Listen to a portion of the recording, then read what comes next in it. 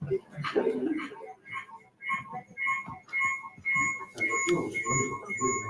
on, go away. Good evening, everybody, and welcome to tonight's Monday night panel.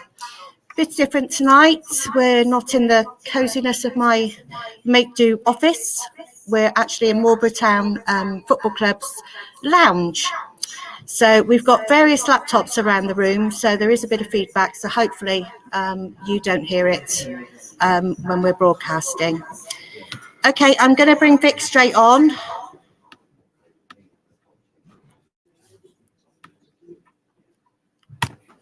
If I can find him. Come on, Vic.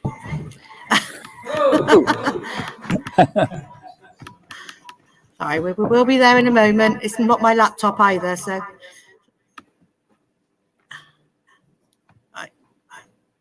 Hello, Chris. How are you? Hello. Oh, are you there? Yes, I'm here. Yeah. Oh, right. Okay, we haven't got you on the screen. Some reason. Well, never mind. There I am. Look. Yeah. Here. Yeah. Right. This is all very new to us, isn't it? It is. Actually, we're at Marlborough Town Football Club, so if we can have a cheer, that'd be really good. There you go. You see, it works, doesn't it? It does. Right. I'm going to bring everybody on so that we can get started. All right. Here's Andy. There's Andy G. There's Rob. And we have got 2 seconds. And we have Mr. Smith. And we have Duffer Kev. Somewhere. Right. Mr. Duffer Kev doesn't want to come on at the moment. Come on. Don't be shy. Don't be shy.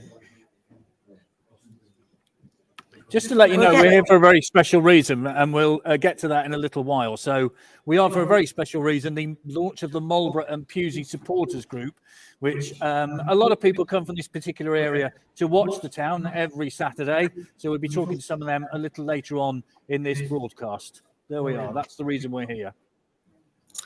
Okay, so that's everybody on. So I'm going to leave you, and I'll be back shortly. Chris, thanks very much indeed. Welcome along once again to Marlborough Town Football Club.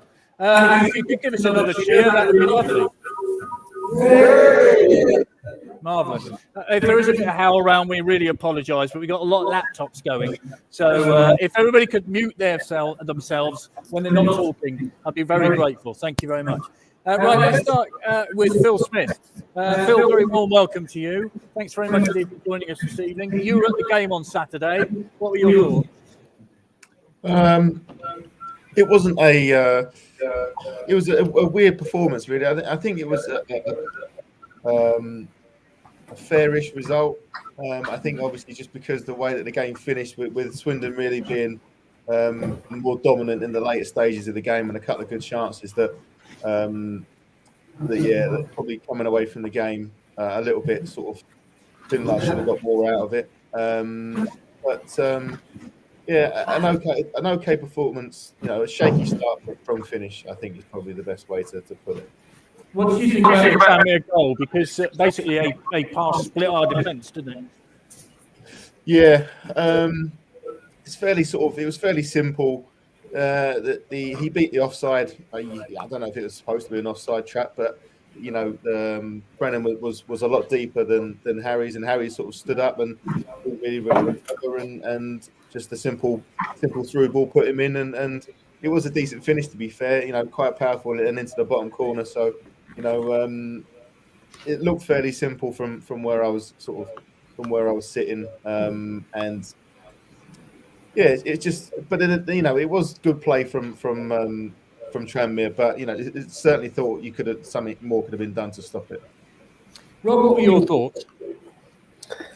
Well, that was a good point in the end. I have to say it was a tricky game the way it started. I thought Tranmere settled down much better than we did.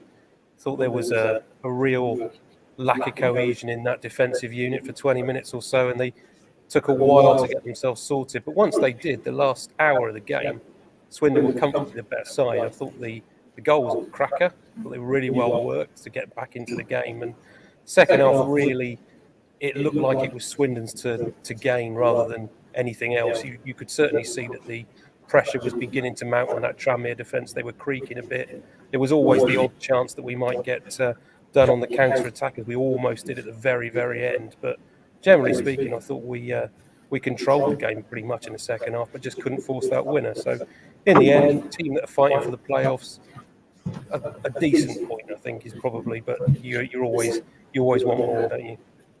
Duffer Kev, obviously you would have thought you would have got the views of people before and after the game. What were people thinking? I think when we started, we just thought it was going to be like the Stockport game. But once we got going, we did obviously get better. I thought it was quite a good game. I think they came to play football. They didn't come to block it all up and just stop the playing. So, yeah, I just worry about our first half performances. All season, away and at home, we tend to start off really slow, just knocking it around, not really trying to get to half time without using any energy, I think. And then the second half, we tend to go for games. And when you sit and watch it, it's so boring and annoying.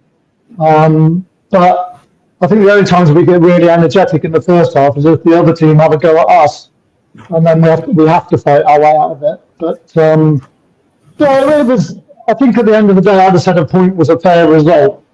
Both teams deserved a point. We didn't do enough to win it, I don't think. But yeah, it was quite a good game. Andy G, that start that we have a lot of, we seem to be slow starting this season. How do we get around that, you think? It's difficult to say, isn't it? You just want to try and press early on and try and get that early start. We always seem to be very, very slow starters and then go one behind more often than not, and then find yourself straight away trying to get back into the game. I don't know. We just need to sort of try and start on the front foot a little bit better than we have done. Andy, what are your thoughts on that? Because obviously, we went behind. They looked really good the first 20 minutes, didn't they? What were your thoughts on that? Well, they did. And one of the things that it wasn't necessarily to do with the game, but one positive, that even though we were 1-0 down and we were struggling to get back into the game, the crowd started to get behind them, which we've had the big challenges. There was a lot of noise. And funnily enough, the team seemed to raise their game, and then we got the equaliser. And then for the rest of the game, I would say, we were more likely to win that game. To me, also, I thought we looked the fitter side, which was a positive. We're starting to play that sort of, a little bit faster. Ronan Darcy makes the difference for me with that. He does add a lot of energy to that team. But like I said, the rest of them, you don't like to drop points at home, but I was relatively happy with the points. I think Tranmere will be there or thereabouts. They're one of the better sides I've certainly seen this year. Phil, obviously from the keeper's perspective, they didn't have a lot to do, did they? Both goalkeepers, really. There was that save for the free kick in the second half from Louis Reed. But when you analyse the game, there weren't a lot of saves in it, were there? No, not really. But there was a couple of obviously clear-cut chances. I think we were lucky not to concede late on in the second half, but yeah, relatively untroubled, And then, like you say, their goalkeeper made really good save from the free kick,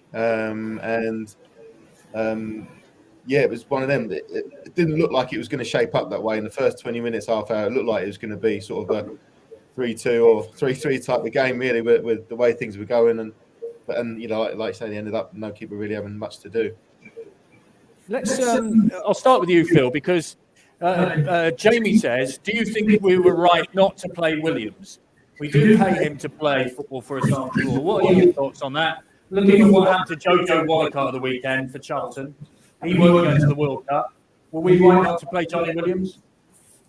I think so. I don't think it's done any harm, to be honest. Yeah, we missed him potentially, but it doesn't mean to say we definitely would have won the game if he would have played. And you've got to think about what he's done up to that point and what he's going to do in the future for the club. and it's a big thing for any player, to play in a World Cup and to, put that at jeopardy for a game. I know, yes, Swindon do pay his wages to play him. It's one game. He's going to come back. He'll be happy. He'll be grateful that Swindon have given him every chance to go out there and represent the club and, himself. He'll come back, I believe, wanting to do well for Swindon. And that's, you've got to think about those sort of things as well. There is a financial package for Swindon as well. So, yes, they pay him his wages, but Swindon will get something from him going to the World Cup. And everyone would have lost out if he got injured and couldn't go. So, all right, play him up to the point where he's not in the squad, but until the squad's announced, and then when it is announced, I think it's probably the right decision to pull him out, give him every opportunity. I believe he's a really nice bloke, and I don't think anyone would want to deny him that chance for the sake of one game. Well, it says Miss Williams, lack of zip. What would you say? Hang on, I'll repeat that question. Sorry about that all round. I mentioned Tim, Miss Williams, lack of zip. What would you say to that? I sort of agree in terms of the effort that we saw in the forward areas on Saturday, certainly in the early stages. Williams' little creativity that he's got compared to others probably would have made a big difference. But I suppose we're all very much, it's our own island a lot of times with our football club, aren't we? We want everything to be perfect for our own team. And sometimes things are bigger than your own football club. And for me, if I was a football player and I have one opportunity and one opportunity only to go to a World Cup, I've been picked in a team on a Thursday night. I had a game on a Saturday for my club, and that could be the difference between me going to the World Cup and not if I get an injury. My head wouldn't be in the right place to play a game on Saturday for my club. And to be quite frank, I have absolutely no problem at all with him not playing on Saturday. I think it may be, people may look at it as 2 points dropped, and maybe that might not have happened if Johnny Williams had been there. I'd look at Gillingham away and say that was 2 points dropped and we had everybody there. So for me, I think it's a no-brainer. You take your cash reward for him going to the World Cup. We give him all the best. We hope he does extremely well for Wales, except in one game, of course. And let's hope they go all the way to the final and play England and lose. A bit of musical chairs going on, but we're all right now, I think. Right, Andy says $10,000 a day from FIFA whilst he's away. Right not to play him. And Derek says you would also have needed to ask if Johnny would have risked everything and then missed out on the World Cup through injury. Kev, what were your thoughts on that? I totally agree with the other two guys. I think it was right not to play him. Yeah, how must Jojo be feeling at the moment? You know what I mean? And that was before the game even started. Wasn't it? In the warm-up, he got injured.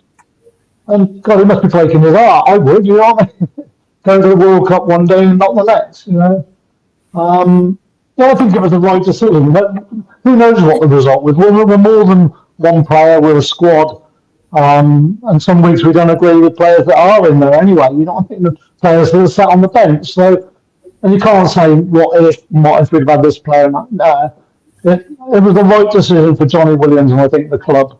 That's what I think. Well, more comments coming in. This is from Ian. If Williams had played but had a bad game, fans would be on his and the manager's back, saying he wasn't giving 100% and shouldn't have been picked. Phil, as a player, how would you have approached it? I mean, it's a difficult one, isn't it? You don't want to get injured. You want to go to the World Cup. Where would your head have been at?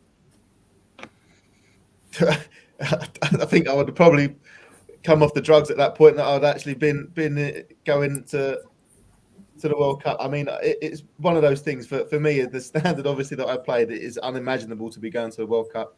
I would if I would have asked to have been played, I would have played. And I don't want to sound like corny, but I've been no other choice but to play how I play. And if I'd come out of that game with being injured, then I would have been gutted, real gutted. And I might have resented the club for kind of making me play, because like for one game, missing out on such a big thing for a human, sports person, to go to the World Showcase and risk that for just one game, it would have been a big ask, I think, and I don't think he would have done anything else but try his best, because I think he's a professional. But in doing your best, then you do put yourself up for and he does get clattered every week as well. You can't, so I think it's tough to ask somebody to do that. He would have done it, I think, I'm sure, but I think the discussions would have been erred on the side of caution anyway. Sure. Rob, what do you think about the World Cup generally, Rob? Because obviously people are a little bit unsure, aren't they? How do you feel about the whole thing? Well, it's the timing, Vic, isn't it? It's the middle of the season. It's the fact that we seem to have played all these games already, and everybody in the world seems to think football stops because the Premier League stops and the World Cup takes place. Of course, that's not the case for everyone else in the lower leagues. We're carrying on. So it's a very strange scenario where we'll carry on playing all of our games over the course of the next few weeks. Lots of other clubs won't. We'll turn the telly on and we'll watch 4 games a day from the other side of the world. It's a very, very strange situation. But the award to Qatar, whatever the merits or demerits in doing it, that's what everybody's known is going to happen for the last 3 or 4 years. They've known this is coming up. Players needed to be prepared for it. And we all have to, I think we all have to embrace it now. I think it's here. Everybody wants to watch the World Cup in the summer. Okay, it's slightly different. It may be raining outside. It may be freezing cold halfway through, but it's still a World Cup. We've still got a country representing us on a world stage, and let's hope that all the players give absolutely everything and all the fans support them. Comments coming in. This is from old Dufferata. I was asked to play, but my calf was a bit tight, probably from walking up the steps to the Don Rogers. It is steep, I know. Jonathan says, also gave Scott Lindsay a chance to experiment without Williams and now come up with a plan for the games he'll miss. Andy G, what are your thoughts on the World Cup? It should have never gone to Qatar in the first place. But we're there now. And we now just have to get on with it. We're just going to be watching it in the cold instead of in the heat of the summer. As I say, just need to get on with it now. It's just is what it is.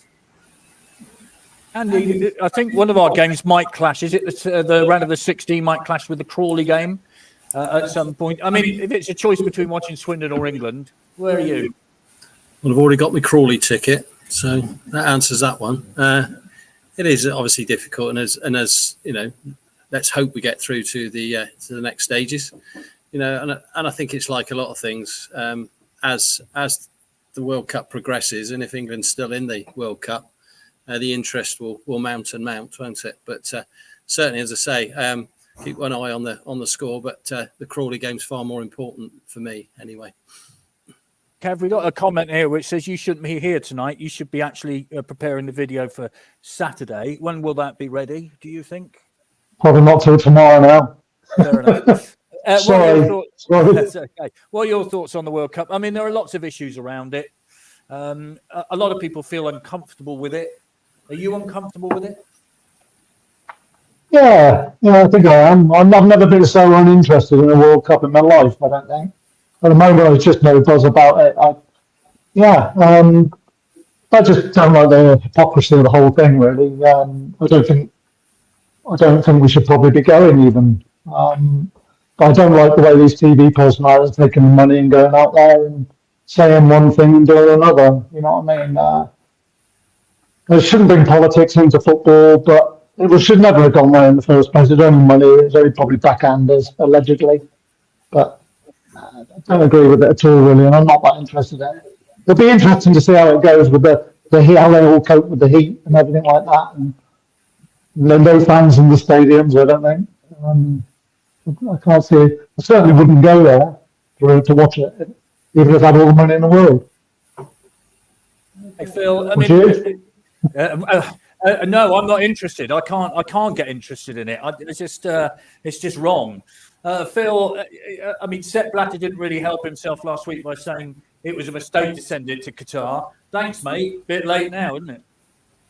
Yeah, I mean, the document. Have you seen the documentary? It's really interesting, really, about it, and it raises some good points, regarding it. And you know, it looked like he wanted it to go to America all along, and I think they all went over his head and, you know, took their decision elsewhere. But it's, I mean, when you watch the program, I mean, it's only one side of the story, but it's been that way for years. You know, since, you know, it's gone to controversial countries, you know, since it started, really.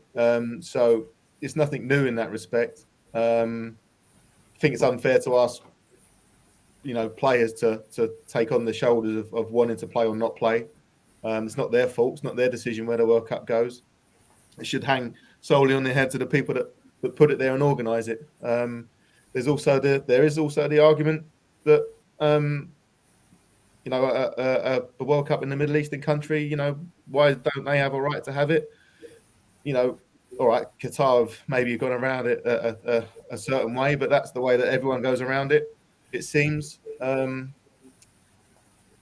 It's one of those things. It's there. It's coming, and you take from it what you will. You know, it's a difficult one, and you'll get you know, sides of the story on each thing. But you know, the people that are there, I know he's very clever at what he says. But the guy who put the bid in said, you know, Middle Eastern children and people want the World Cup and they want football. They love football. Why shouldn't they have it? And there is part of that to it. But I think probably the way they got it is probably the sour taste. Yeah, Sean says would watch Swindon 100%. Tim says shambles World Cup in Qatar, no legacy, just about nothing else. I mean, Rob, it does have that sort of, I don't know, is there a legacy in Qatar? It's a country of 3 million people, over 1 million fans are expected. You know, what are we going to see after the Qatar World Cup? Is there going to be a legacy? Simple answer, nothing, Vic. I think it's purely a money-driven decision. I don't think there's any doubt at all about that. Nobody's properly thought through the ethics, the morals, all of the issues that come along with taking a global footballing product to an area where it's not all inclusive. There are numerous issues, as are well documented, in terms of the way that they treat certain sections of the community. And it's absolutely abhorrent to most of us who live in a multicultural society. With all of that being said, it's none of our decision. It's none of the players' decision. The decision has been made. They have to go there. It's not going to be withdrawn. There'll be no legacy. In fact, I don't even believe that the people of Qatar, quite frankly, really want it there in the first place. It's just the money men who are in charge of the country that have decided that decision. But it is what it is, isn't it? That's where I've been for a while now. You're a supporter, you make a decision whether you want to go, whether you don't want to go. I have every sympathy with anybody who would want to go but feel that they can't because they feel that they might be ostracised for their own beliefs. It shouldn't be that way, but we all know that is the situation they have to deal with. So I imagine there'll be an awful lot of football fans who would love to go to a World Cup who will feel that they can't go this time around. And that's a really, really sad state of affairs. Anthony says several thousand deaths legacy. Of course, people died in making the stadiums. Thanks to Niall very much indeed. Hopefully Williams gets a chance to perform. Would be great for STFC. Right, let's get back to Saturday, Andy G. Old Duffer says, can I just give a shout out to Harry, who I thought had his best game in a Swindon shirt. He's not had a brilliant start for Swindon, but he stood up to the challenge. I thought he did very well. What do you reckon? Yeah, he had a good game. When you look at the player that first came in, the player at Harrogate, you were thinking, oh my God, you know, he's didn't at all look very good at all. And then the sending off in the trophy game, and then we didn't really see him, did we, after that? So yeah, he was quite solid, I think, at the back on Saturday. Had a very good game. Hang on, I'll just turn that on. Andy, in terms of going forward, of course, centre-back is a big problem, isn't it? We've had injuries. Matt Bowdry, let's be honest, he didn't have his greatest game up at Stockport. So centre-back at the moment is a bit of a problem, what with injuries. I thought they played very well, the pair of them. I thought it was Brennan's best game for us as well. I thought he was excellent.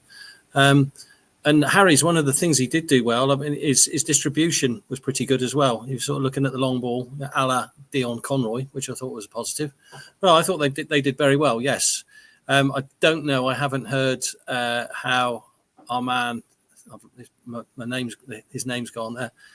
The injuries at the back, there's Angus and the other chap, Clayton. Yeah, I can't how far he is away from him from coming back.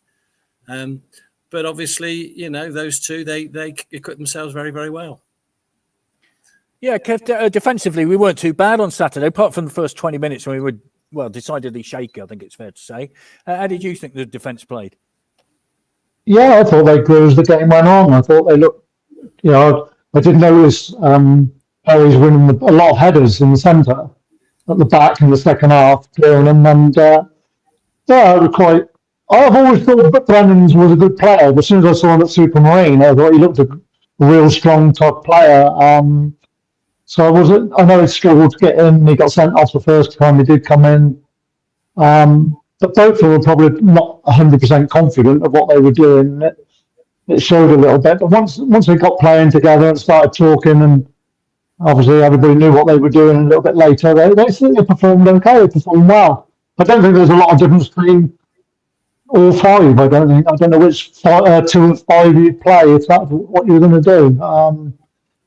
I don't know, but yeah, I thought they did all right. They did fine. Well, defensively, how were we on Saturday, do you think?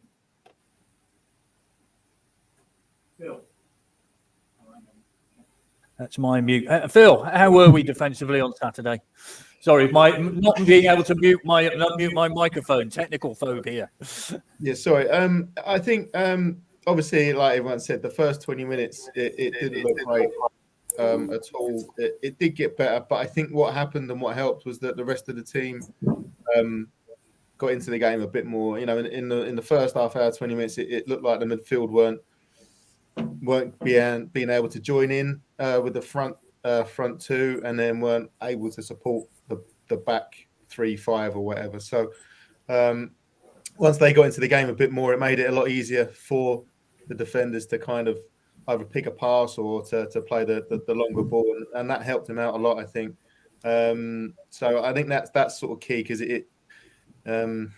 there was sort of big gaps, it seemed, in the first half between the midfield and either or defenders or attackers. So and they did do better, with Khan and like Darcy. Darcy got into the game a lot more in the second half, and that really made a difference, I think, when he was getting on the ball and sort of running at them. So I think that helped out a lot.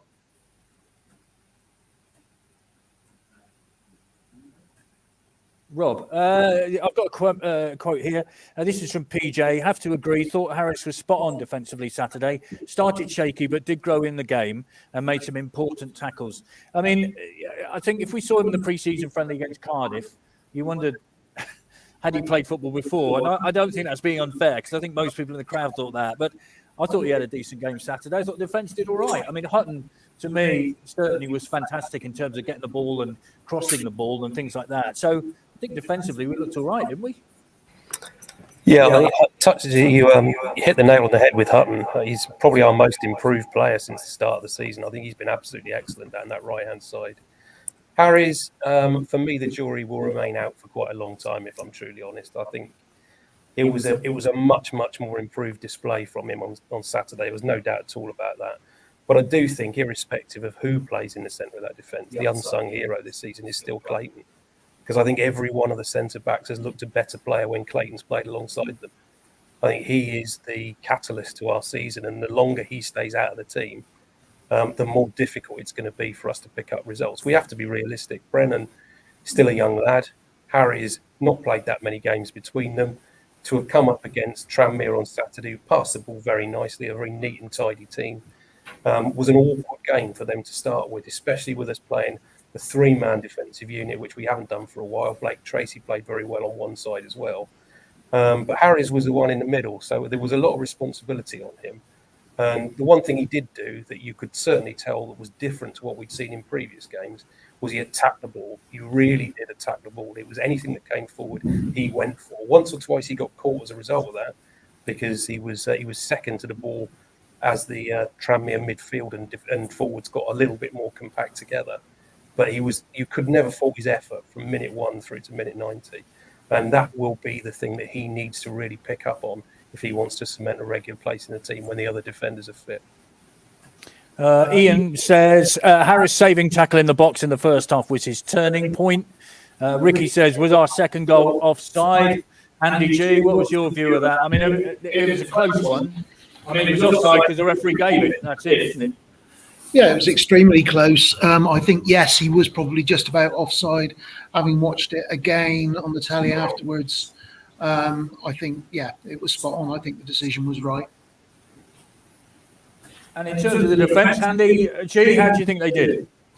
Yeah, defensively, it was good. A good performance, as we've already mentioned. Harris, who had a great game. I think Brennan played extremely well alongside him, and Hutton, as already has been said, is probably our most improved player so far this season, and had a very, very good game. Right, more comments coming in on the World Cup, and there are lots of them. Let's have a look. I think most of us are not that interested in, but it is a World Cup and should be open to everyone. We may not agree with it being in Qatar and how it got there, but who are we with our values to decide how others live? We can vent all we like, but 99% of us have never even tried to get involved to make change, and 99% won't after either. I've not heard of one person saying they're going to the World Cup or know of anyone going. This has got to be the worst build-up to the World Cup. After also Saturday, I thought Tranmere focused more on Jephcott, which gave Wakeling more openings and opportunities. And let's have a look. Paul says, still feel we need a target man type striker. Feel we would hold ball up better. It's League Two, we need one, but maybe not club's thoughts though. Andy, let's talk about Wakeling. He's got his first goal since he signed his contract, hasn't he? Which, you know, is a real boost to him.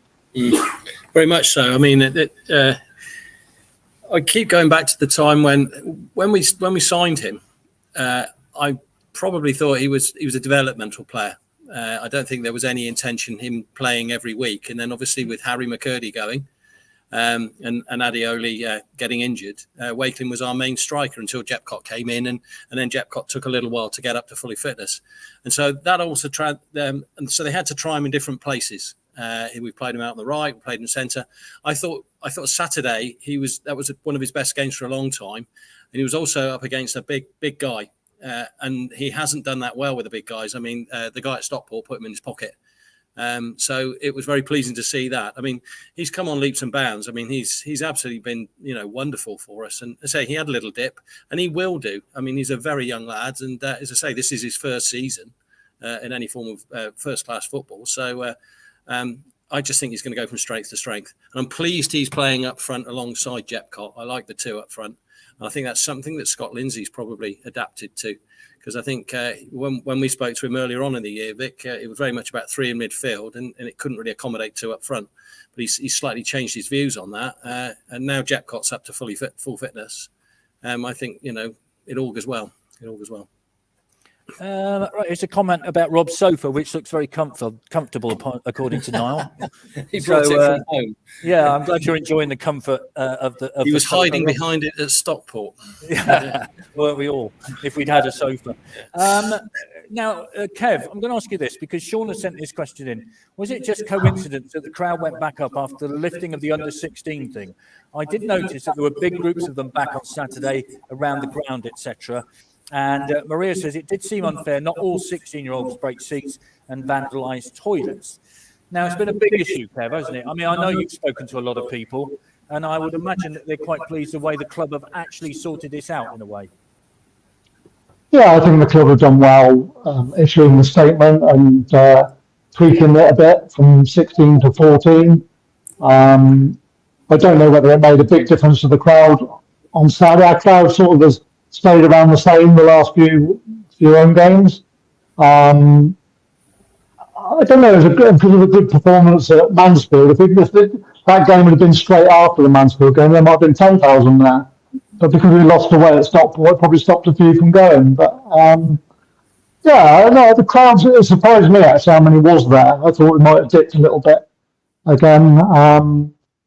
But it's good to have that sort of crowd. I think it was the second highest, wasn't it, or something in the lower divisions, out the two divisions. So, got to be well pleased with that, really, haven't you?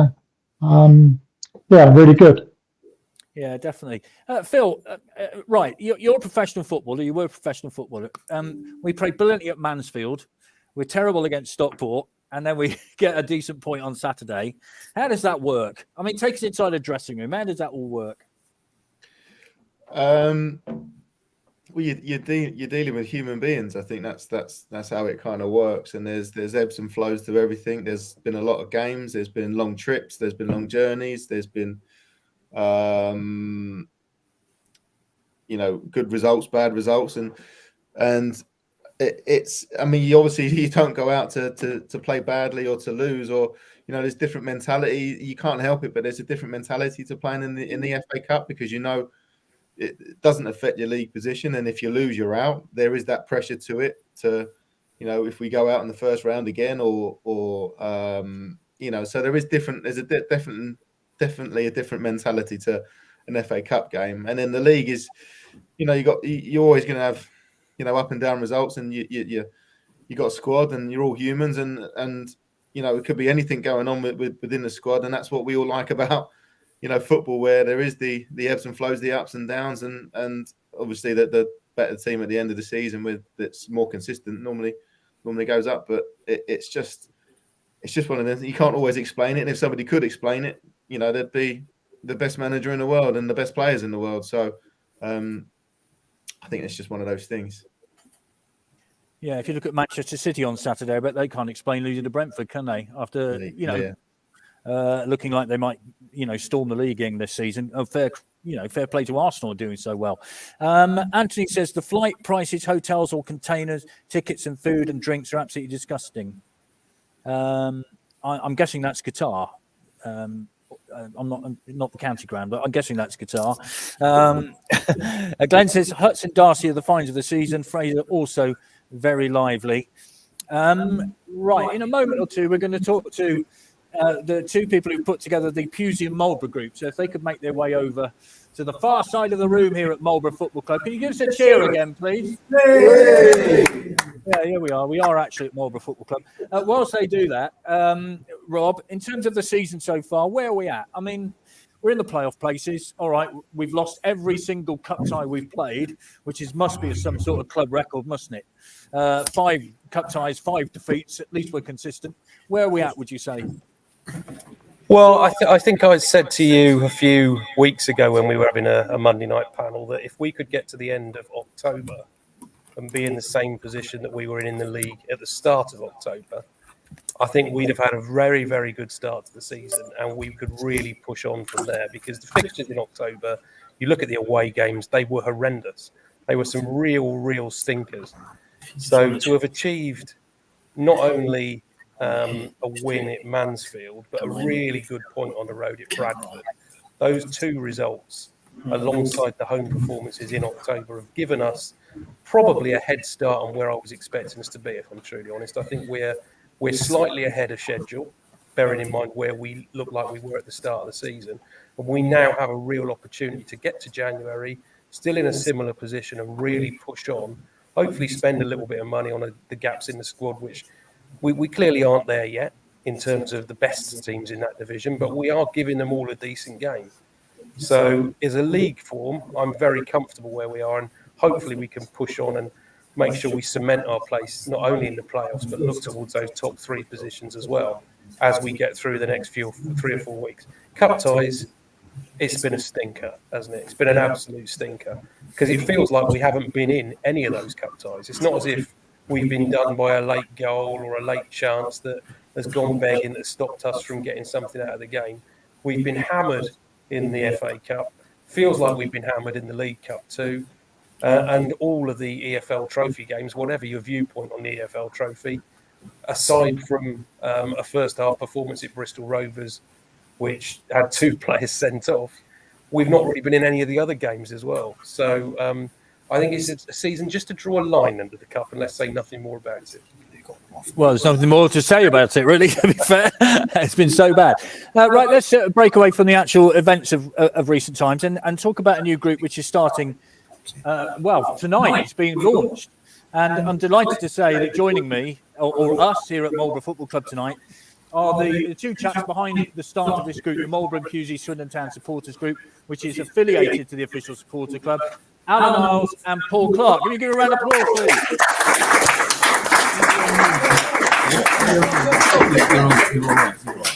Marvellous. When they've had their drinks given to them, Alan, what was the point of starting this group up? How did it all come about? Well, actually, Clarkey was involved before me. I just sort of tagged on really on the back of it. He discussions that he had with some of you guys in the room, and then he mentioned it to me on one of our many long travels around the country. So I said, well, yeah, let me know. I'll give you a hand, and we'll sort something out between us. So yeah, with this season, it sort of got mentioned again, under talk of starting one up. So we just, well, okay, where do we want to do it? When do we want to do it? Pick a night. The guys here were kind enough to accommodate us, so we've got a date in the diary, and away we go. So yeah, on completion of the on the sofa, we'll have a little chat amongst ourselves, and yeah, talk about all things Swindon, but also travel the club and what we can perhaps do in the Marlborough Pusey area. Your position is what, Alan, in this? Just the main driver for Clarkey away games, really. No, I mean, to this point, all I've done is just make a few phone calls, and with Jamie and Heidi based at the football club here, organised tonight. So it's an open agenda, I think. Okay, well, let's call you the secretary, and we'll call Clarkey the president. Is that all right with you, Clarkey?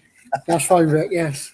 Good. Obviously, you, like Alan and the Ars family and Martin Smithers and everybody else who's here tonight, travelled the length and breadth of the country watching Swindon Town. So it makes sense, really, to collect groups of supporters together, doesn't it? Yeah, it'd be just nice to get more people going to away games, really, and get groups to go together with the cost of the fuel these days, etc., etc. It might get down to that people can't afford to go to all the games. Indeed. I mean, you all share a car, I know, but even so, it's still expensive, isn't it? Yeah, it is, and it can be. Most often, I think every time we've gone this season, we've had a car of 5 people, which is, at least that makes it as cheap as it can be. That's certainly quite a bit cheaper than going on the coach, which I know you go on fit.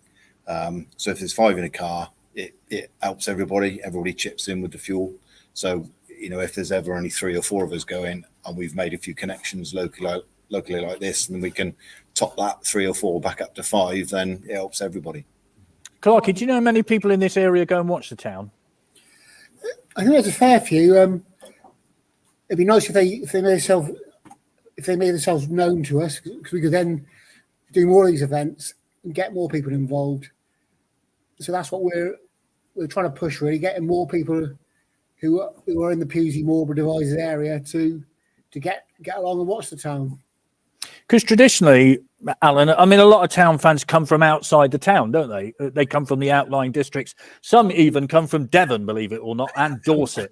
Who on earth would do that, quite frankly? But, there's a lot of people from outside the area go and watch the town, aren't there? Yeah, it's very, very evident, even from when I first started going. Stratton Bank in front of the clock, the group of people that my dad then knew, and I ended up part of that group. Most of those came from outside of Swindon, sort of Farringdon, Didcot. That was quite a popular area as well. So it's a bit close to other territories that I'm not going to mention, but there's always seems to be, wherever I've sat in the ground, a good number of people that you end up sat nearby or just talking to. They don't come from Swindon. No, no, but it is amazing, Clark, isn't it? The devotion, the fans put in and the time they put in, and it's nice to actually get with like-minded people, because let's be honest, we're pretty bonkers about this, aren't we? And so it's nice to talk to like-minded people, get together, and enjoy the experience. Yeah, especially this season where it's really a Northern League. It's just travelling after travelling after travelling, and you just get to know people, and it's a good day out, to be honest. So what should people do if they live in the Marlborough Pusey Devizes area? What should they do? How do they get hold of you? Well, I think that'll be the idea of tonight, is just create some contacts, maybe some sort of group of some description, so we can share details. And yeah, if somebody wants to, well, we're talking about away games, but yeah, if somebody wants to come to an away game and there's a spare seat in a car, we can fill it. But equally, home games, if people might want to go to a home game but not actually be able to get there. If you live out in the sticks, then there's buses are a little bit of a rare commodity. So actually, we might be able to help one another out to home games first and foremost. Well, gentlemen, thank you very much, Steve, for being here. We'll have a chat later after we finish this. But a round of applause. I know Vicky also, who works at the club, goes here, there and everywhere with the town. So, hats off to Vicky. But let's give a round of applause then to Alan Iles and Paul Clark.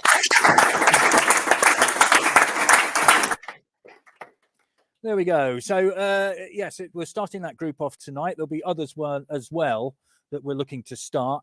Here's a comment. Let's have a look. This is from Malcolm. Evening all. Vic, I'm not used to not seeing your shirts, but thanks, Kev, for saving the day. Well done, Kev. A nice collection of shirts behind you.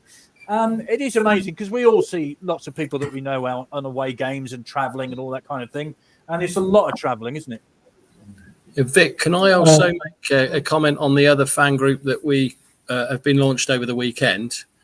And that was with Darren Crook, Major General Crook, who was at the game on Saturday and was very involved in the organisation of the Armed Forces Day. He apologised he's going to be here tonight, but they've launched one for the HM Forces and the veterans. So any veterans and any armed forces people that are supporting Swindon, similarly get in touch with us at the OSC, and we'll put you on to Darren. And a similar thing is being arranged as we speak. Yeah, I was going to get to Darren, and we should say that he spent the whole of yesterday and Saturday night travelling around all the war memorials in Wiltshire, it seems to me, doing an extraordinary job leading up to, of course, Remembrance Sunday yesterday at 11 o'clock. Back to you, Kev, the shirts and things. I mean, we do all meet up at service stations around the country, and it's nice to see people getting together, isn't it? Oh, absolutely. The away games are brilliant. They're like a family meeting every other week, or I actually see more people, more fans at an away game than you do at a home game sort of thing. The ones that you know, because they're all together on the bus every other week. No, I think it's a great idea what they're doing with looking to give people a lift in. Years ago, I lived in Carterton in Oxfordshire, and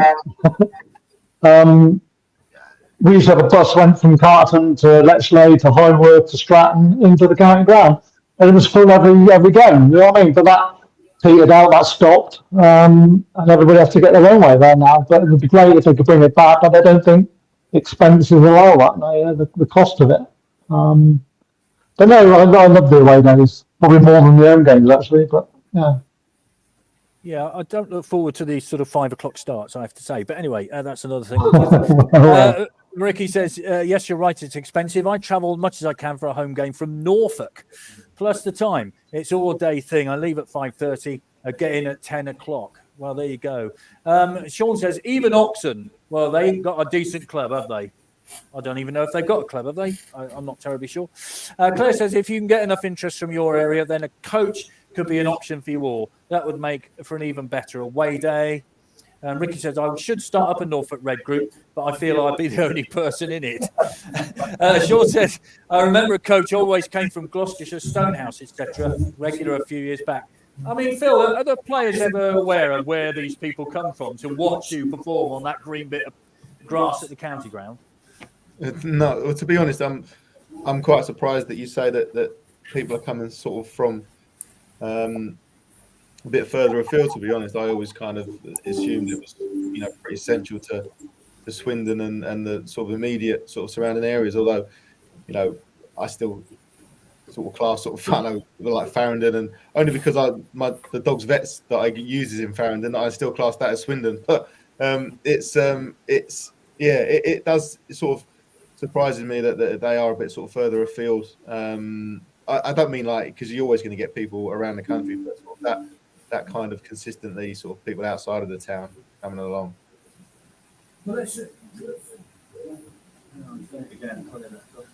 Never trust an old man with technical things. Let's get back to the season as a whole then. Phil, where do you think we can go? I mean, we've got a game on Saturday, and then we've got a break of 2 weeks before we play again, because the traditional Christmas shopping day is back because there's no second round of the FA Cup. Marvellous. Where do you think we can go, and what you've seen so far? There's definitely potential to get promotion one way or another. You know, I do think you probably need to get promotion. I think you probably need maybe another 1 or 2 players probably coming in. But from earlier on in the season, I think they have improved greatly. You know, at the beginning of the season, first few games, I know it's early to say, but you're kind of thinking this could be a tough one to get in the playoffs. And then obviously that run of draws, and then from that, then built the base for some good results. You kind of think, well, hang on a minute, no, there could be a bit more in this. And I think at the minute they're probably looking, you're getting into the playoffs. But if you really wanted to push, I think you probably need a couple more players to really push into like getting automatically promoted, I think. But the possibilities are there, you know, for it to be a successful season. I didn't think that at the beginning, but certainly now I would be surprised if it wasn't a successful end. You know, I would be surprised if not in at least the playoffs come the end of the season. Rob, Scott Lindsay said when he talked to us at the start of the season, promotion was his aim. I mean, a lot of people might have looked at that and thought, yeah, not really. We might be a million miles away, but I don't think we're a million miles away, are we? No, we're not. Turnover of players, Vic. That's what I would say just to start that off. You look at the number of players that weren't here at the end of last season, that they had to suddenly integrate into a side. We knew we would lose a couple. We probably lost more than we expected to. We therefore had to bring in effectively a whole new first team all over again.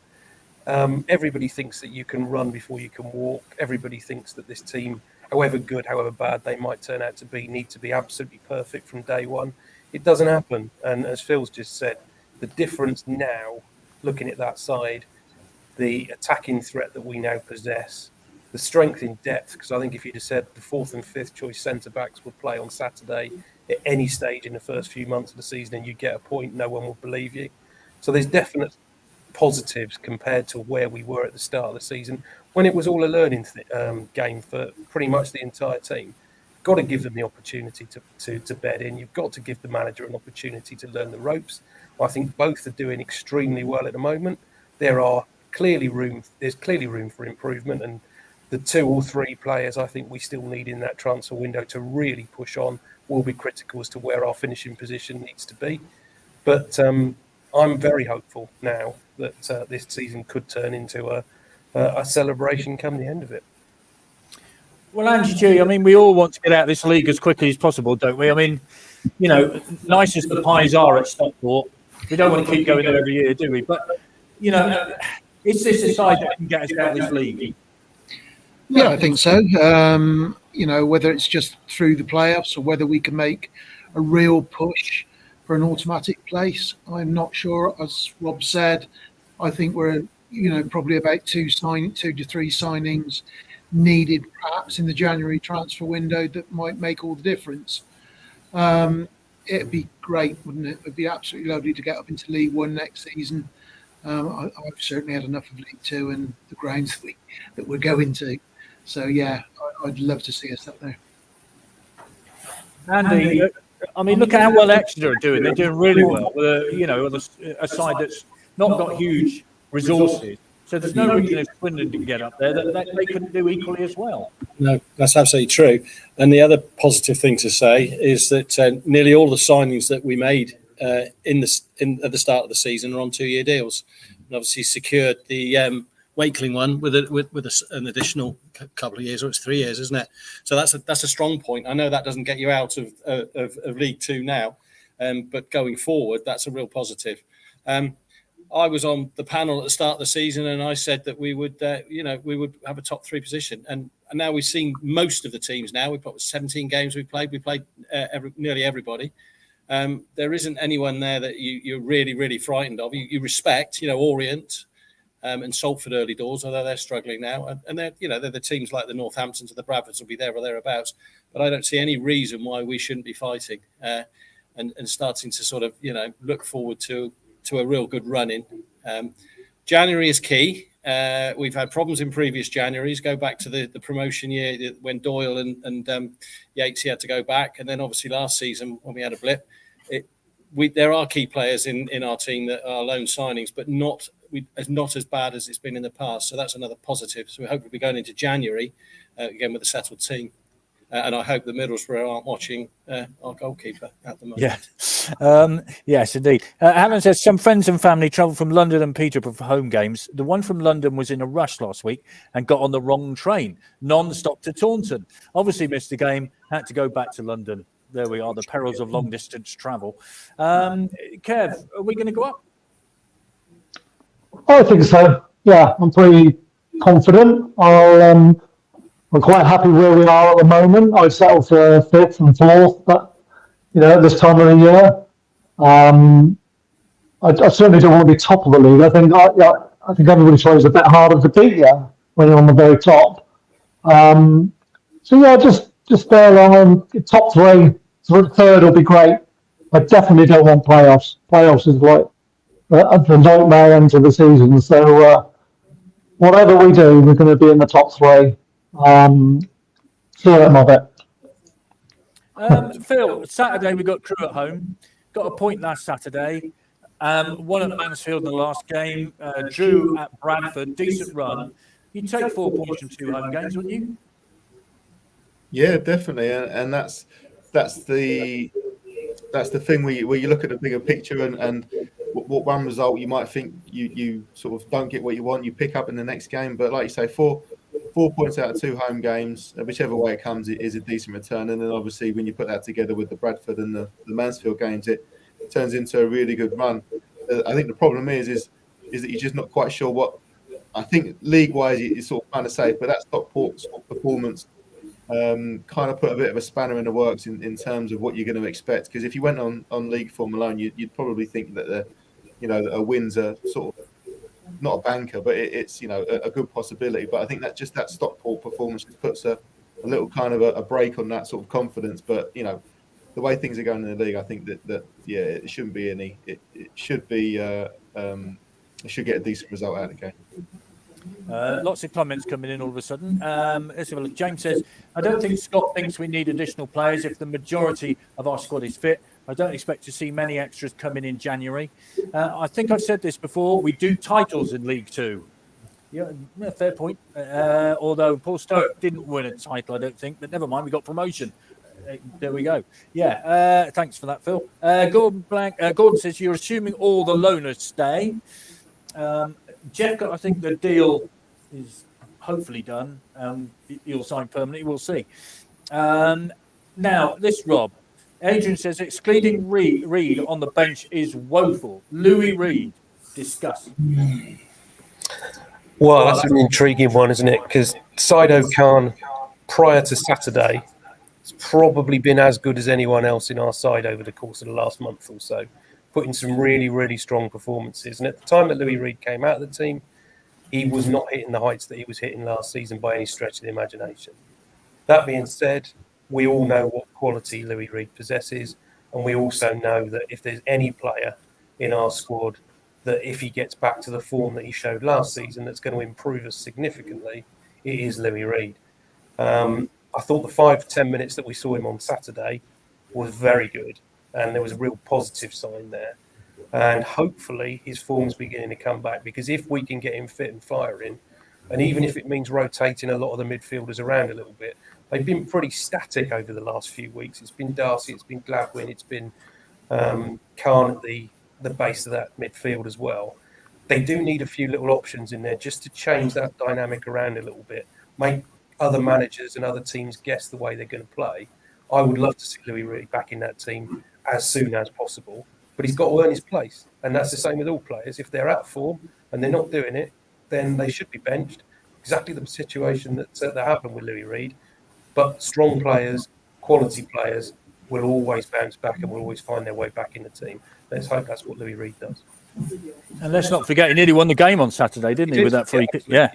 Mark says, my 20 quid is looking good to win the league at the start of the season. Fair enough. At least 2 players needed in January, otherwise I think we'll have the playoffs to deal with. Andy G, Louis Reed, in or out for you?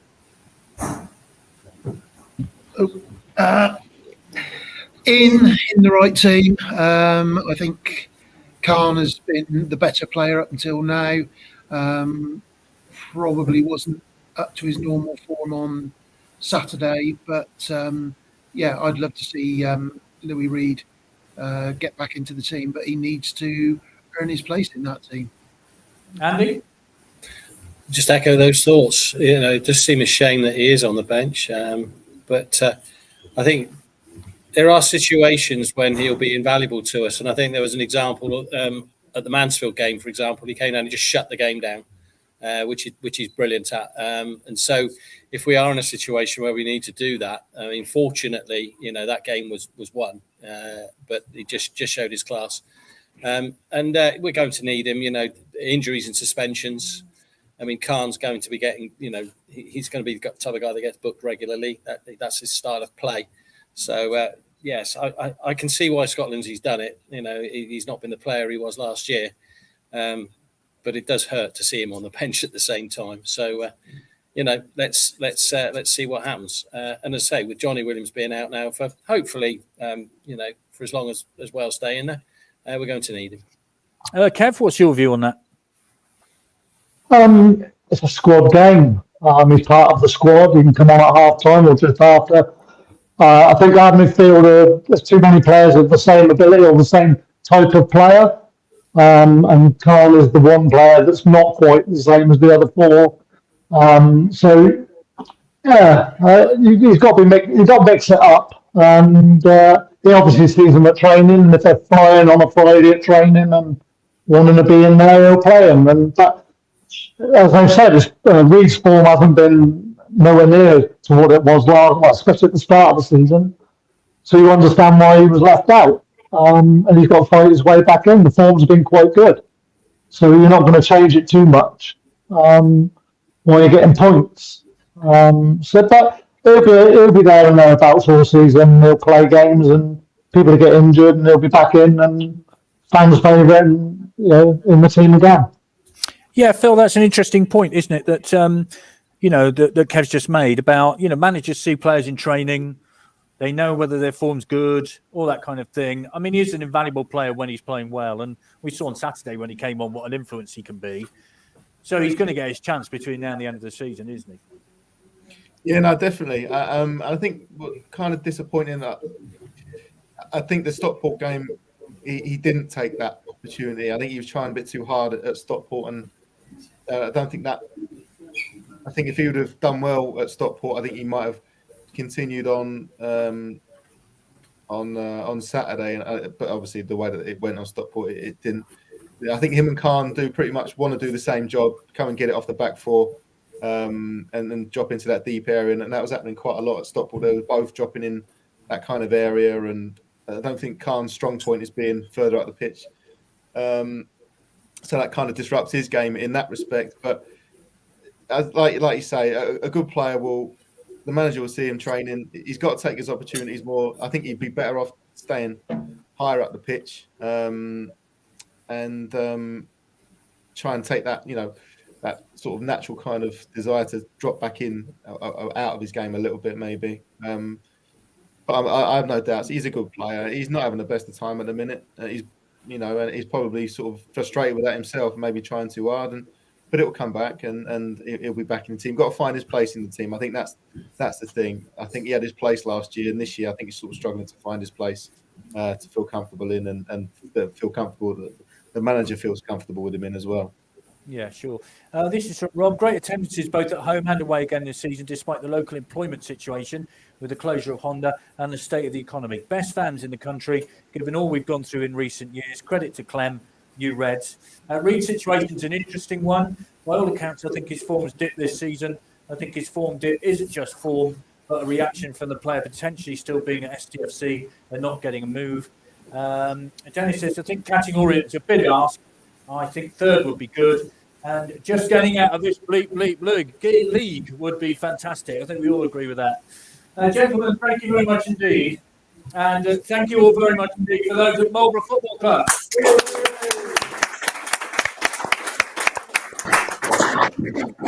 I think we got through it, Chris, which is a strange experience. But hey, if anybody wants us to do it from where they are, we'd love to do it again.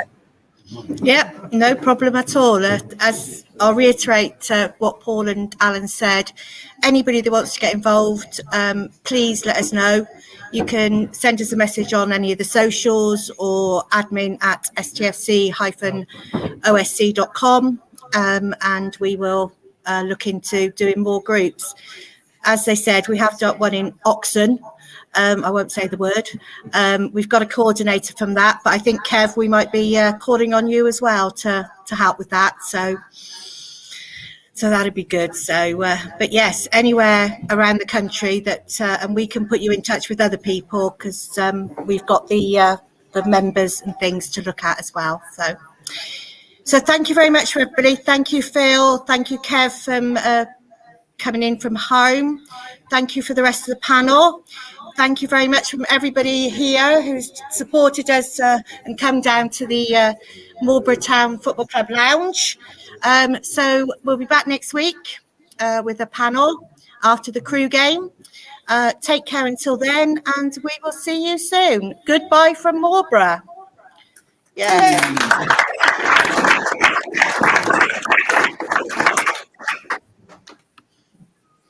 Brilliant. We will get there. Come on.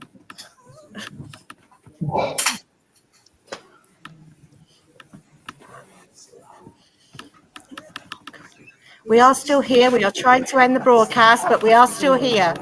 Don't swear, you're live on channel, whatever it is.